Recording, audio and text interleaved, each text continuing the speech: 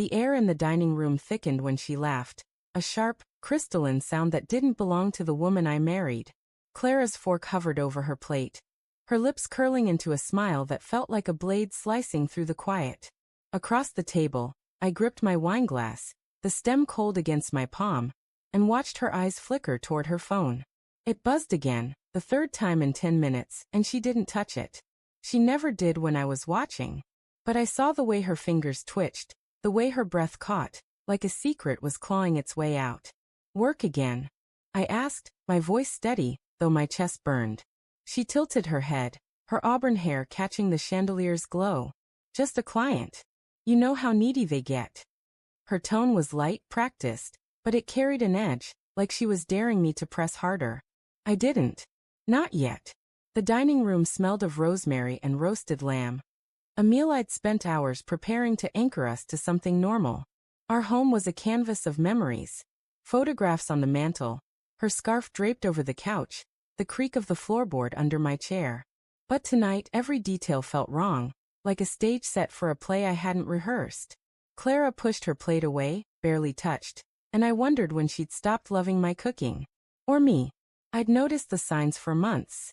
The late nights at the office, her perfume lingering on clothes she hadn't worn at home, the way she'd flinch when I touched her unexpectedly. I told myself it was stress, her promotion, the long hours, the weight of being the breadwinner. I'd rationalized every red flag until they blended into the background of our life. But tonight, her phone buzzed again, and the lie I'd built around her cracked. "Ethan, you're staring," she said, her voice teasing but sharp, like a needle wrapped in silk. "Am I?" I forced a smile, my heart thudding. "Just admiring you." Her laugh came again, hollow this time, and she reached for her wine. The way her fingers curled around the glass, deliberate and slow, made my stomach twist. I wanted to grab her phone, smash it against the table, and demand the truth. But I didn't. I let her think she held the power. Later, as she showered, steam curling from the bathroom like a ghost, I stood in our bedroom, her phone in my hand. The screen glowed, demanding a passcode I didn't know. My thumb hovered over the numbers, guilt gnawing at my ribs.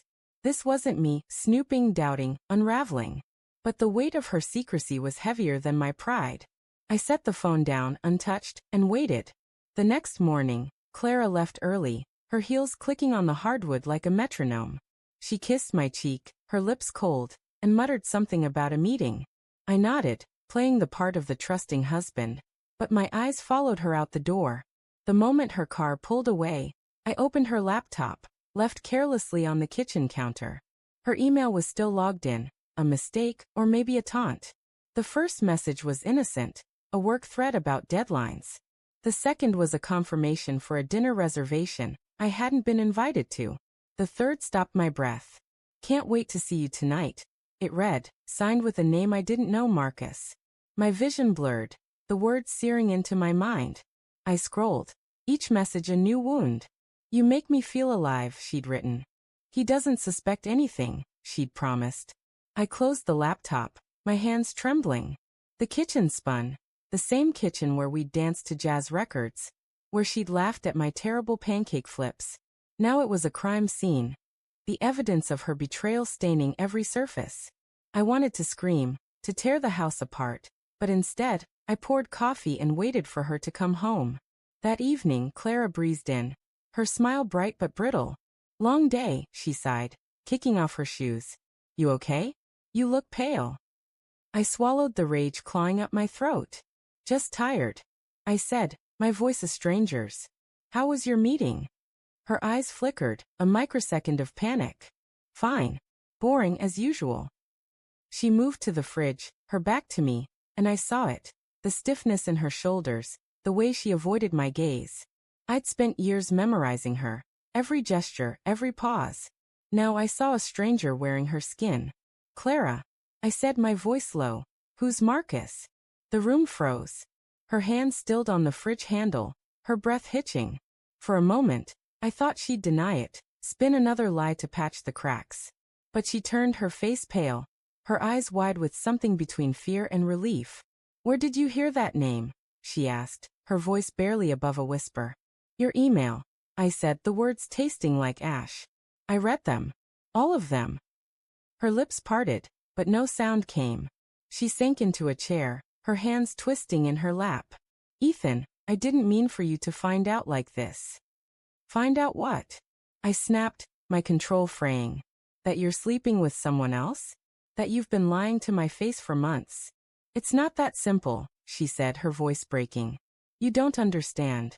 Then explain it, I demanded, leaning forward, my heart pounding so hard I thought it might shatter. Tell me why you threw us away. Tears welled in her eyes, but I didn't soften. Not this time. I felt trapped, she said finally, her words jagged.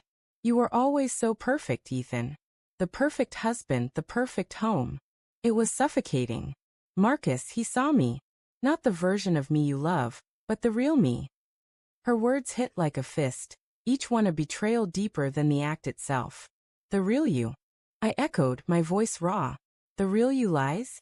Sneaks around? Breaks vows. I didn't want to hurt you, she whispered, tears spilling now. I thought I could keep it separate, keep us safe. Safe. I laughed, bitter and hollow. You destroyed us, Clara. The silence that followed was deafening, heavy with the weight of everything we'd lost. I wanted to hate her, to walk away and never look back. But love doesn't vanish. It festers, twisting into something unrecognizable. I saw her now, not as my wife, but as a woman who'd chosen herself over us. I stood, my chair scraping the floor. I'm leaving, I said, the words final, though my heart screamed to stay. You can have the house, the life, the lies. I'm done. Ethan, please, she begged, reaching for me, but I stepped back, out of her orbit. As I packed a bag, her sobs echoed from the kitchen, each one a knife in my chest. But then I saw it, her phone buzzing again on the counter. Marcus's name flashed on the screen, and something inside me snapped. I didn't leave. Not yet. I waited until she slept, her face peaceful in a way it hadn't been in months. Then I took her phone, her laptop, her secrets, and forwarded every message to Marcus's wife. I didn't know her, but I found her name buried in Clara's contacts.